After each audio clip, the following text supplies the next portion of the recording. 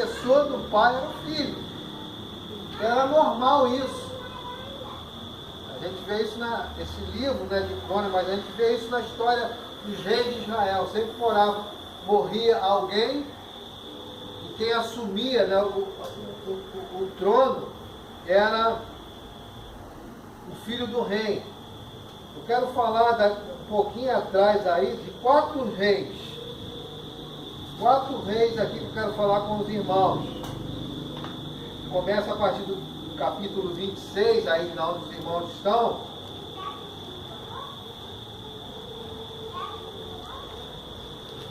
E foram os bisavós de Ezequias, desses que nós lemos. Esses 4 reis são parentes, vem passando a sucessão, né? É filho, né, de algum que alguém morreu e esses assumiram.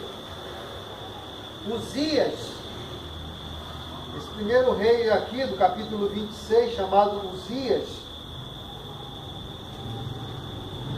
era um rei, né, que ele começou a reinar, se você ver o versículo 1, com 16 anos. O pai dele morreu, colocaram ele no reino, no trono. Isso era normal, não tinha idade assim para 20 e poucos anos, 30 e poucos anos. Esse rei aqui, Uzias, ele começa a reinar com 16 anos. E ele faz algumas coisas aqui que aparentemente parece ser boa.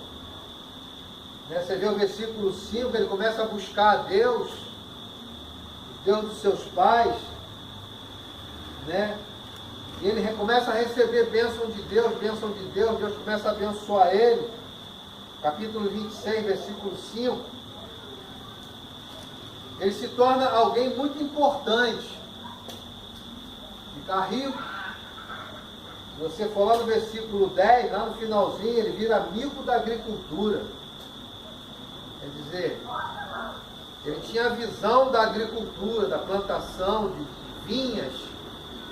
Ele constrói açudes, né? Ele repara as portas do templo, né? Ele prepara um exército poderoso, você vê isso no versículo 11, homens prontos para a guerra, homens que estavam, um exército poderoso. Só para os irmãos terem uma ideia, no versículo 13, 307.500 homens que faziam grande guerra. Esse homem alcançou um poder tremendo. Só que como os pais dele, ele também se perdeu. Porque a maioria dos reis de Israel eram homens idólatras. A maioria deles se tornaram idólatras. Então, aqui a partir do versículo 16, Uzias, por se tornar algo muito grande no coração dele, então ele achou que era capaz de fazer qualquer coisa. E o que ele faz? Ele pega e acha o direito de oferecer o holocausto, de entrar no santuário e fazer as ofertas, coisas que era só de quem? Quem só que podia oferecer a oferta? Os sacerdotes, da descendência de Arão, os levitas. Só que ele aqui, como rei, por ter ficado engrandecido, rico, o coração dele se envaidece. Ele acha que... E ele entra no templo para oferecer a Deus, mas se você ver o versículo 18, ele transgride. A pior coisa não foi transgredir. A pior coisa foi ele ter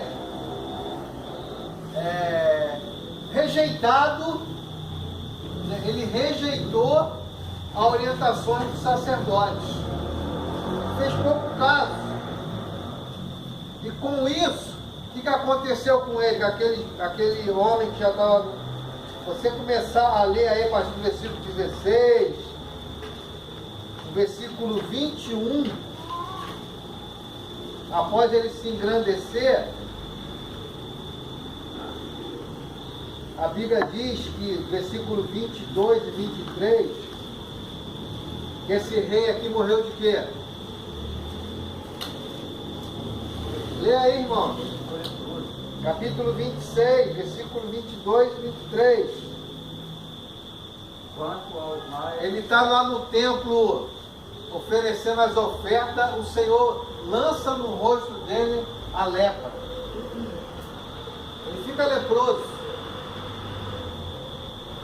E o final da vida dele foi leproso. Você vê a história aí, você vai ver que ele foi afastado do templo. O leproso não podia ficar, ele fica afastado da sociedade, ele fica afastado das pessoas. Ele vai morar sozinho. Por causa da do coração dele. Né? Aí o versículo de número 21 diz o quê? Assim que o leproso veio dias até o dia de sua morte, e morou por ser leproso numa casa separada, porque foi excluído da casa do Senhor. Amém? Então ele morre, aí no versículo 27, o filho dele assume também o trono. Se você for ler, certamente a tua Bíblia deve ter aí referência de 2 Reis, não sei se eu sabe, essa mesma história aqui. O cronista aqui não coloca toda a história, mas aqui no capítulo, lá em Reis, você vai ver o que eu estou falando aqui. Você, em casa amanhã você pode meditar. Mas esse Jotão aqui, que se era filho, né, de Uzias fica leproso, né? Aí lá no finalzinho do versículo 23, de Jotão, seu filho, reinou em seu lugar. Esse Jotão já tinha 25 quando ele começa a reinar. E não reinou há pouco tempo não, hein? Ele começou a reinar e 16 anos reinou em Jerusalém. Aparentemente parece também que ele tinha sido bom, mas no versículo de número 2, no capítulo 27, você vai ver que esse Jotão aqui, há uma expressão aqui, e o povo continuava a praticar o quê? O mal. Embora ele sendo rei, ele não orientou o povo. Ele não teve autoridade sobre o povo. O povo continuou na idolatria. O povo continuou fazendo o que era mal ao Senhor. Embora a gente veja que parece, mas ele não fez tudo como tinha que fazer.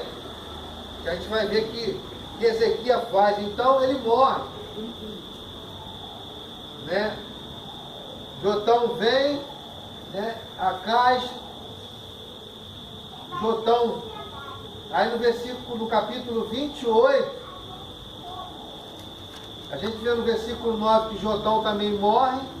No versículo 28 ele morre, descansa com seus pais, é sepultado na cidade de Davi.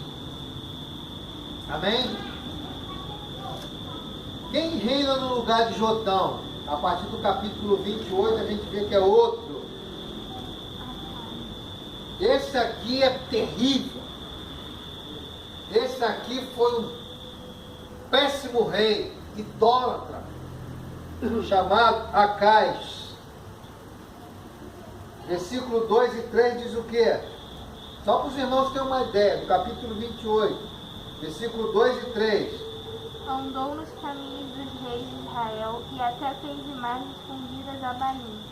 Também queimou incenso no vale do filho de Inom e queimou a seus próprios filhos, segundo as abolições dos gentios que o Senhor lançara diante dos filhos de Israel. Amém? Ele era tão ruim que ele queimou, sacrificou seus próprios filhos, coisa que a lei de Moisés, Deus nunca mandou. Mas ele fazia as mesmas práticas que aprendeu com seus pais. De quê?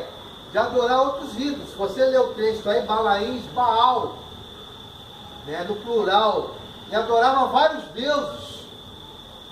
Né? levou o povo de novo à idolatria, levou o povo de novo a se perder. Você vê o versículo 24 na parte A, o que ele faz na casa de Deus? Também sacrificou e queimou incenso nos altos, a outros deuses, nos alteiros, como também debaixo de toda árvore. Aí no versículo de número 5, o que diz aí, versículo 5? Deus leva ele sob juízo.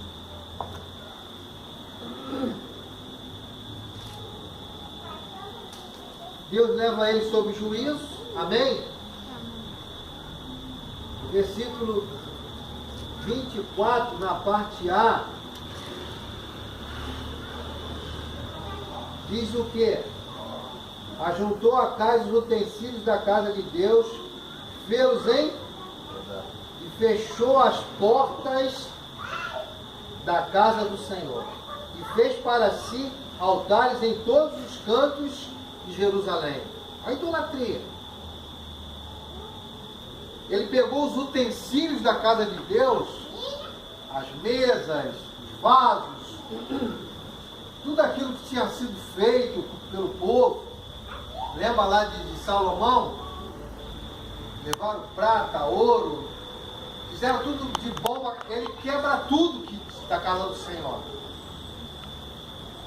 Ele faz uma idolatria tremenda, queima seus filhos, eleva seus corações, ele luta contra seus próprios irmãos. Você vê no versículo 8, ele leva os seus próprios irmãos de Judá como prisioneiro. Ele era mau, um profeta que intercedeu e não deixou ele levar os irmãos. Você vê o versículo 9, um profeta chamado Oded, o qual saiu ao encontro do exército e viu e falou: olha, vocês vão estar sob juízo, vocês vão matar seus próprios irmãos, você vai levar seus irmãos para ser. Graças a Deus que tinha alguém para falar a verdade.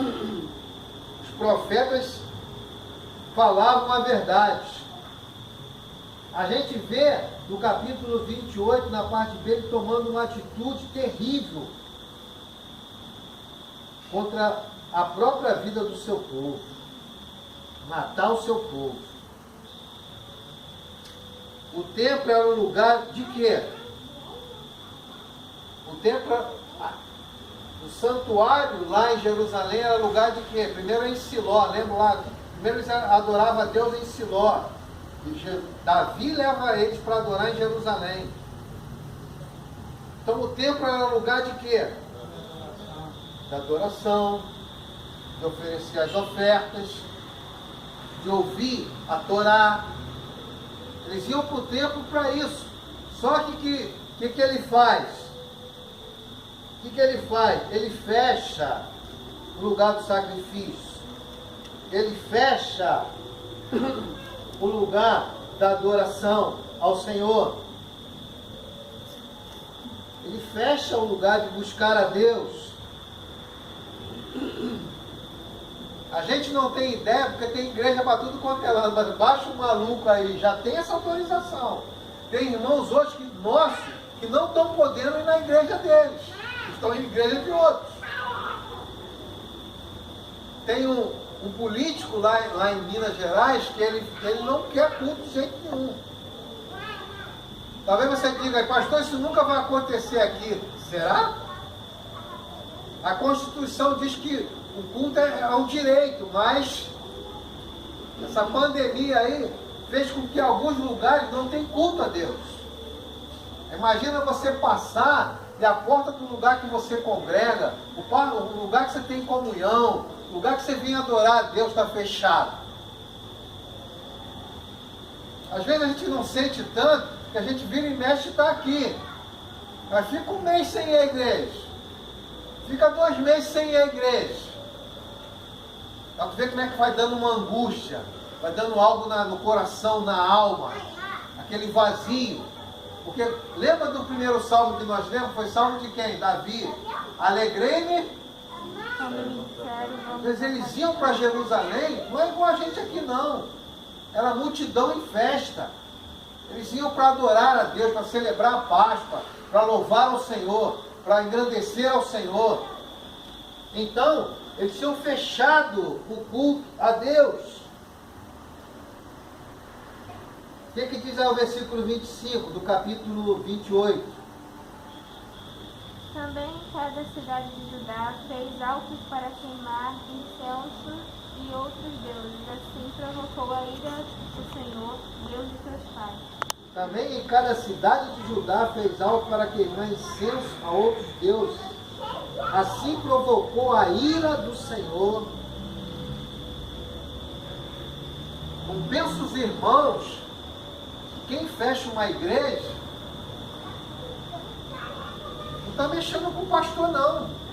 Não está mexendo com nenhum prefeito, nenhum. Quem manda fechar a igreja, quando Paulo perseguia a igreja, ele estava perseguindo quem? Paulo, porque me... Não é igreja não. Paulo estava perseguindo a igreja. Mas quem persegue a igreja, persegue o dono da igreja. Porque quem é o dono da igreja? É o Senhor. Paulo, por que me persegues? A quem esse homem estava perseguindo? Ao Deus de Israel. Por ele ter tomado essas várias atitudes, o que aconteceu? Deus está virado com ele. Né?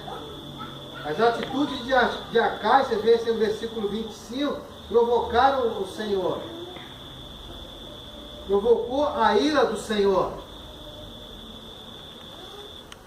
Acais morre. E se você vê a morte de Acais,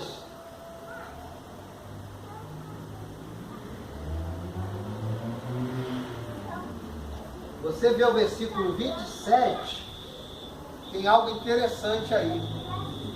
Porque quando eles morriam, normalmente sepultavam aonde?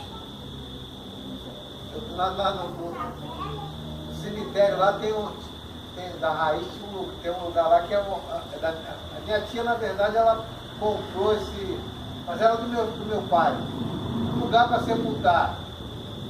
Não é assim? Às vezes quando morre alguém que tem um lugar no cemitério para sepultar, você vê anteriormente, aqui você vai ver que alguns reis que morreram aqui, eles foram sepultados na sepultura dos pais dele. Mas esse rei aqui, Acais, versículo 27 diz o que quando ele morre? Acais com seus pais e o sepultaram na cidade de Jerusalém, porém não o fizeram nos sepulcros dos reis de Israel. Ezequias, seus filhos, reinou em seu lugar. Aí entra o nosso texto de base. Aí que eu quero falar com os irmãos. Que Ezequias era filho desse homem. Que me chama a atenção, por que Ezequias não tomou a mesma atitude dos avós dele? Que a tendência não é essa, sim ou não? É. Normalmente, eu nasci, fui criado num lar que não era uma religião evangélica. A minha influência era de outra religião. E normalmente, os filhos seguem o quê? A influência dos pais. Eu tenho parentes meus, irmãos meus, que seguiram um período a religião dos meus pais.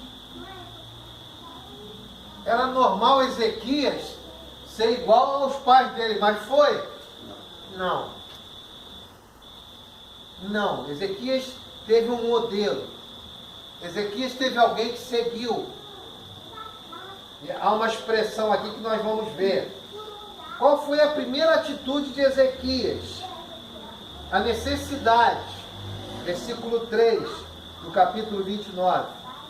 No primeiro ano do seu reinado, no primeiro mês, abriu as portas da casa do Senhor e as reparou. Primeira coisa que ele fez, irmãos, tem que abrir a casa do Senhor.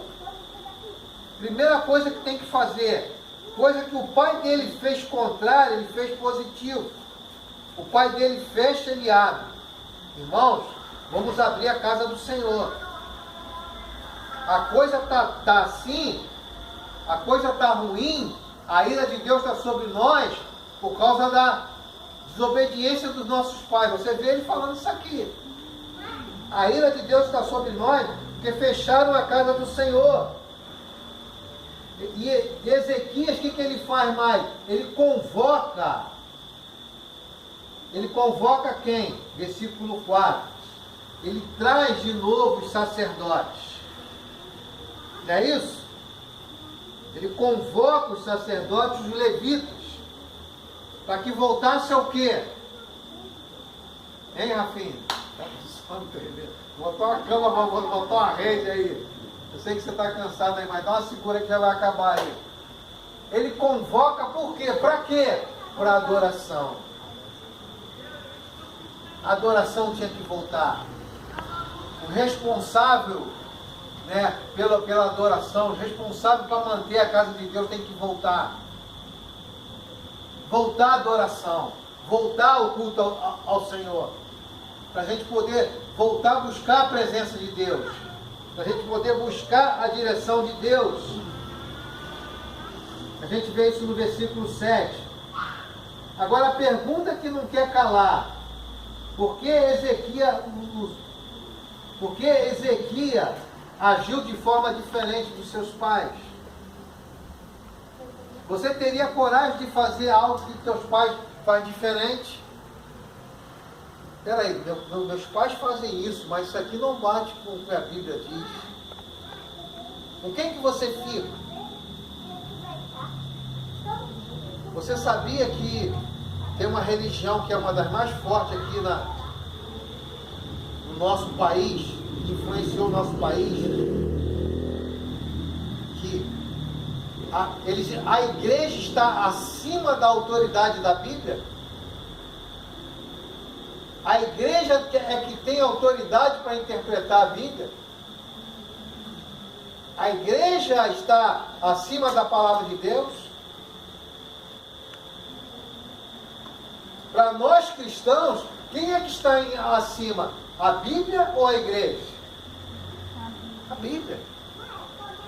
Porque tudo que Deus já estabeleceu está nesse livro de capa preta. Tudo que Deus já falou está nesse livro aí do Senhor, na palavra de Deus. Quer dizer, Ezequias, qual foi a primeira atitude dele? Foi a dos pais dele? Vão queimar nossos filhos? Vão fechar o templo? Ezequias, se você vê, no versículo 2, do capítulo 29, estranho isso, né? Quem era o pai de Ezequias? Mas quem está dizendo aí que é o pai dele? 29:2. O que diz aí? Vão acordar? Hã? Davi. Na verdade, ele estava se referindo a quem? A Salomão. A Salomão, que era filho de Davi. Ele buscou referência naquele que construiu o templo. Ele buscou referência na descendência de Davi. Porque Jesus vem da descendência de quem? Davi. Então ele busca um modelo perfeito. Ele busca um modelo que adora o Senhor. O modelo para nós não é nossa família. O modelo para nós não é nenhuma igreja. O modelo para nós é Cristo. O modelo para nós é a palavra de Deus. É ela que é a nossa segurança. É ela que nos dá a direção. É ela que nos mostra o caminho. Porque Jesus disse que eu sou o caminho, a verdade, a palavra viva. Ele é a palavra viva. Então nós seguimos a palavra viva. Então Ezequias estava seguindo quem? Ao Senhor. a direção dos seus pais. Eu não vou fazer como meus avós. Você teria coragem de fazer isso? Já falei isso aqui inúmeras vezes. Uma vez uma pessoa que tinha se convertido ao cristianismo, chegou alegre em casa, chegou com o esposo, né? Aceitei Jesus na igreja, estou feliz, né? Sabe o que o esposo dela falou? Ou Jesus ou eu. O que você faria? Ou Jesus ou eu? Ou Jesus ou ele?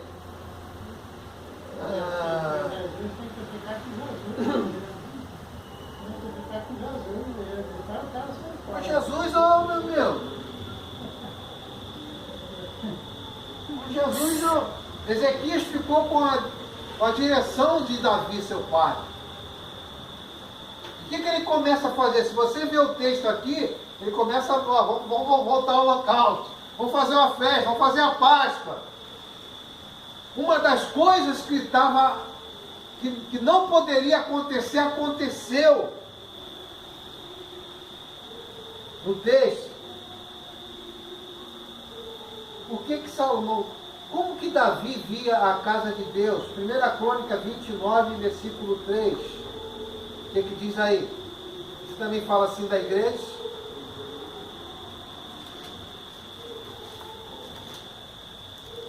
Primeira Crônica 29, já deu muito esse texto aqui em ofertas.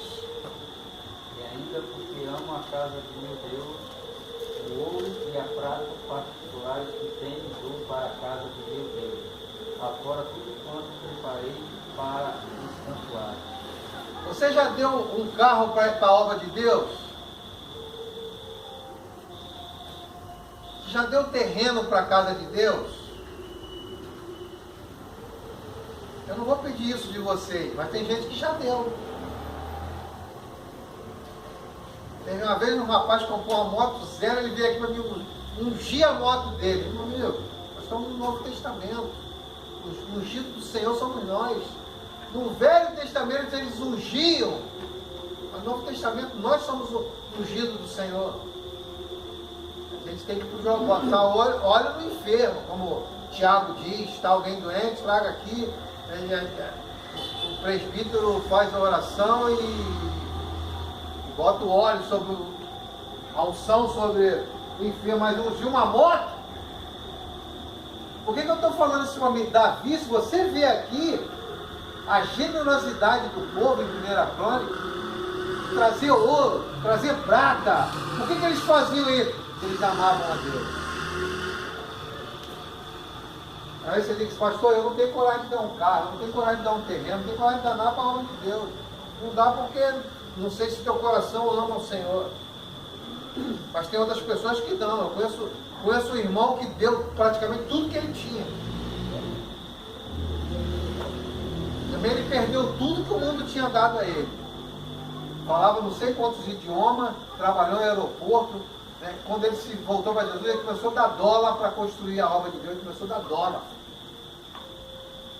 Uma vez nós chegamos na igreja, foi abrir o porta-carta, aquele porta-carta que está ali, acho que é aquele não, acho que é aquele que está lá na tua casa, no porta, que está no portão.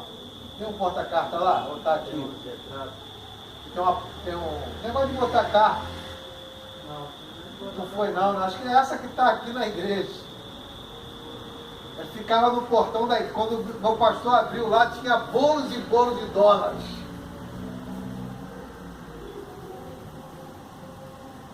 Davi era alguém que amava a casa de Deus. E Ezequias olhava para Davi como alguém também, eu também amo a casa de Deus. Porque se eu amar a casa de Deus, Deus vai me amar. Se eu amar a casa de Deus, Deus vai me fazer próspero, Deus vai me abençoar. Porque essa é a temática do reino de Deus. Em abençoar a obra de Deus. No capítulo 29 lá de Crônicas, se você ver, no versículo 7, eles fecham a porta do pórtico e apagam as luzes. Essa expressão aqui. Como é que você está enfrentando essa pandemia? Como é que você está enfrentando as notícias? Como é que você está enfrentando esse mundo perdido? Tem lâmpada, tem luz, que a lâmpada significava a presença da luz, a presença de Cristo, a nossa esperança de Israel. Ou está tudo apagado? Dá uma olhada para o teu irmão aí de lado, assim, vê como é que está. Aí a gente quase vou começar a trazer colchão, vou trazer rede, e vir todo mundo para cá dormir na igreja. E os dorminhocos, diga amém. Os acordados, diga amém. Amém. Foi baixo, hein? Vai ficar atento, vai ficar. A fé vem pelo ouvir, e ouvir. Se você não vem e não ouve a palavra, é a mesma coisa que nada. Mesma coisa que nada. Agora, se a palavra entra, vem para o coração e começa a trabalhar, aí tua semana vai ser diferente. Teu dia vai ser diferente. Tua semana vai ser diferente. No Salmo 116, versículo 1, Davi diz assim: amo o Senhor. Essa é a primeira palavra que ele diz: ama o Senhor, porque o Senhor ouve a minha voz. Quem ama o Senhor, diga amém. Amém. Então diga assim: Senhor, eu te amo. Senhor, eu te amo. Estou quase dormindo aqui, mas eu te amo, Senhor. Estou quase apagando, mas a lâmpada não vai apagar, não. A lâmpada não vai apagar, a lâmpada vai ficar acesa, o Espírito vai te despertar. Amém? A primeira atitude de Ezequias foi abrir as portas do templo. Quando você abre a porta de um lugar, é sinal que você está fazendo o quê? Está mandando o quê?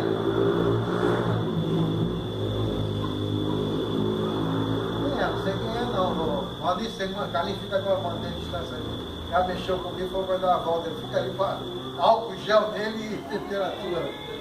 Está vindo? Álcool gel está ali. Amém? Então, quando as portas do templo abrem, é por quê?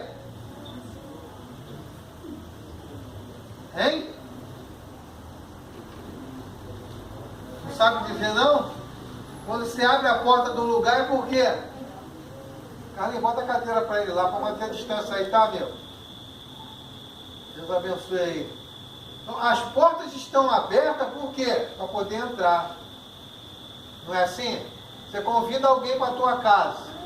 Chega lá, todo mundo abre a porta, está falando o quê? Mas se a porta estiver aberta, bota aí lá.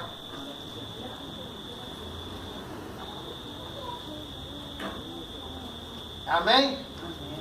Então, a porta aberta era para Deus entrar.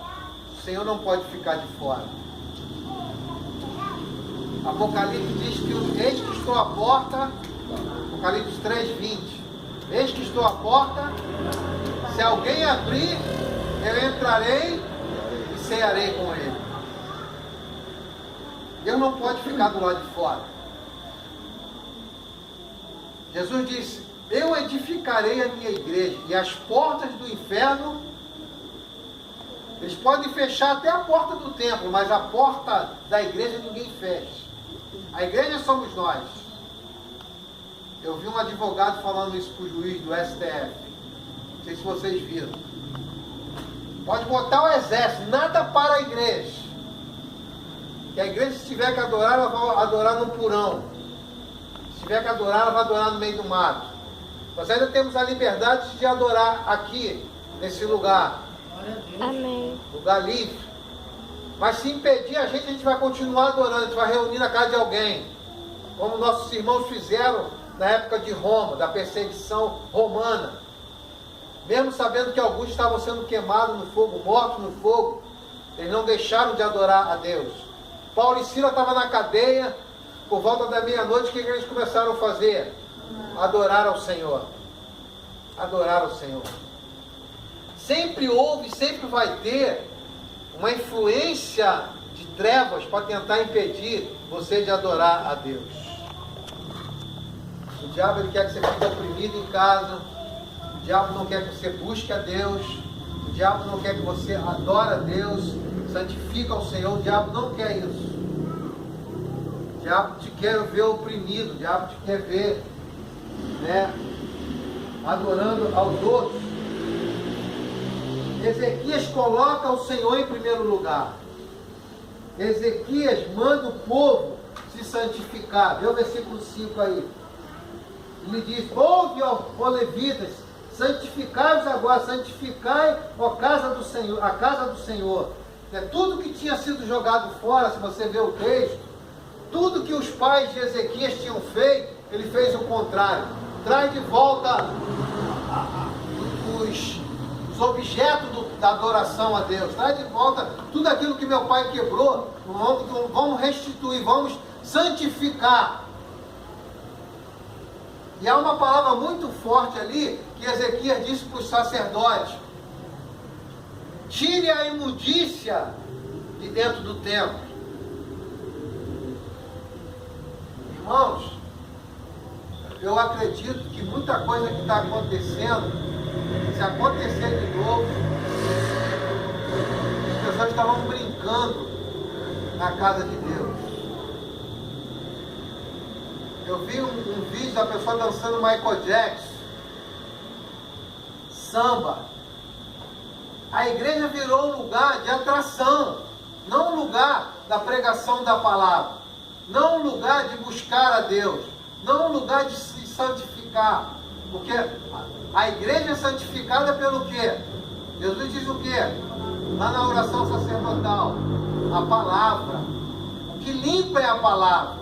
O que dá vida à igreja é a palavra. O que dá vida à igreja é a presença do Senhor. É isso que dá a vida à igreja, ao povo de Deus. E Ezequias traz a palavra. Ezequias sacrifica as ofertas ao Senhor, porque ele viu isso sendo feito pelos pais deles, que era da descendência de quem que nós falamos? Davi. Jesus é da descendência de Davi. Quando aquele cego Bartimeu vê Jesus, o que ele fala? Jesus, filho de Davi. Mostrando que o Cristo viria da descendência de Davi. Nós somos da descendência de quem? Do Cristo.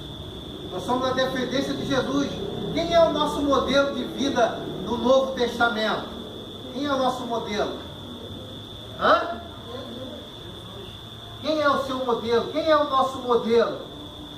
Para terminar, Efésios 5, versículo 1 e 2. Efésios 5, versículo 1 e 2. O que Paulo diz? Sede, pois, imitadores de Deus como filhos amados, e andai em amor, como também Cristo nos amou, e se entregou a si mesmo por nós, como oferta e sacrifício a Deus, em aroma suave. Então Paulo diz para nós sermos imitadores de Cristo, imitadores de Deus. Então nosso modelo de vida é quem? É o apóstolo tal, é o bispo tal, é o pastor tal, é o diácono tal, é fulano, é ciclano. Quem é o nosso modelo de vida? Quem é que nós podemos nos espelhar e dizer assim: eu quero ser igual a ele? Não vai ser fácil, mas ele é o nosso modelo. Se a gente andar segundo a Cristo, nós estaremos debaixo da bênção do Senhor. Os irmãos acham que o Flávio conseguiu esse emprego por quê? No meio dessa pandemia, tanta gente sendo desempregada e ele sendo chamado para trabalhar na Petrobras. Por quê? Teve um dia que ele veio do trabalho, ele entrou no portão aqui e veio fazer a obra de Deus. Coração em Deus, coração no Senhor. Carlinhos, ele podia ver, se ele pudesse ter ficado em casa hoje, ele tinha ficado. Ele falou, chegou, fez o teste lá, deu negativo, ele falou assim: pastor, estou em casa tomando banho, estou indo para o culto. Poderia ter ficado. Vou fazer corpo mole, vou ficar. Não, vou buscar o Senhor. Porque ele entende que a bênção da vida dele é o Senhor. Ele entende que quem cura é o Senhor, quem restaura é o Senhor. Quando a gente sai da nossa casa para a gente vir buscar ao Senhor, o Senhor vai nos abençoar. É claro que a gente não vai, como eu falei para os irmãos, a gente é crente, sei o quê. Existem muitas pessoas fiéis que morreram por causa desse vírus. E alguns que não acreditaram no início. Ah, não precisa usar máscara não, não precisa passar álcool gel não. Deus deu sabedoria a gente.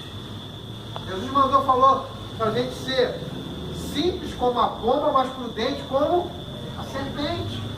Então isso aqui tá chegar aqui todo mundo sem máscara, na muvuca ali, ó, vai embora. Quem é que quer dar um abraço aí na pessoa? Amém? Hoje o nosso modelo de vida, Paulo diz que é Jesus. Quem busca viver segundo a Cristo, terá sobre a sua vida a bênção de Deus. Em meio a todas essas, é um desafio. É um desafio. Acredito eu que nos dias de hoje, Deus está falando para a igreja assim, volta para o caminho, pequeno caminho. Volta para onde eu te chamei. Faça como Ezequias, abre a porta do templo, acende as luzes, vai ofertar, vai abençoar a obra de Deus, vai abençoar a tua própria vida, vai santificar a sua vida. Porque quando a gente ouve a palavra de Deus, a gente é desperto e a gente é abençoado pela palavra de Deus. Amém? Amém. Que Deus possa abençoar a vida de cada um. Jesus é o nosso modelo. Jesus é aquele que nós podemos confiar, um amigo que nós podemos confiar. E ele tá, tudo que está acontecendo está no controle dele. Tudo está no controle dele. Cada pulsar do nosso coração, a nossa vida está na mão dele. Que Deus possa abençoar e dar uma vida abençoada para os irmãos. Amém? Amém. Jovem que chegou aí, Deus é contigo. Eu não sei o que você está enfrentando, o que você está passando. Né, mas que você possa se agarrar à palavra de Deus. Possa voltar. Eu já estou. Né? Voltar firme para o caminho do Senhor. Que Deus possa abençoar a tua vida. Se está, continua firme. Não sai nem para a direita nem para a esquerda. Quem está aí como irmão está, diga amém. Amém. Quem está aí como irmão, diga amém. Amém. Então diga assim, fica firme. Amém? Deus possa abençoar a vida de cada um. Quarta-feira nós estaremos em oração. Orando pela nossa família, orando pelo nosso país. E vamos fazer, se Deus quiser, a ceia do Senhor.